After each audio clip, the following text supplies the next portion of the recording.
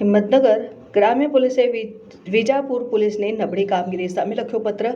Himmatnagar Vijapur Mehsana state highway 55 પર જર્જરિત bridge મામલે સાબરકાંઠા ગ્રામ્ય પોલીસે વિજાપુર પોલીસ સ્ટેશને લખ્યો પત્ર.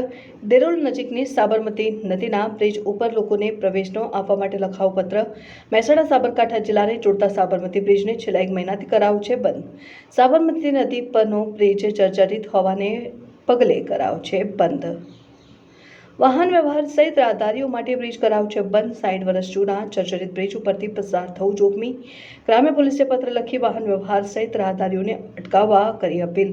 વિજાપુર પોલીસની લાપરવાહી સામે ગ્રામ્ય પોલીસ એક્શનમાં. વિજાપુર પોલીસ બ્રિજ પરથી અવરજવર કરતા રાહદારીઓને અટકાવી નથી રહ્યું. સાબરકાંઠા સરહદે ગ્રામ્ય પોલીસ સાથે રાહદારીઓનું થતું હોય છે ઘર્ષણ.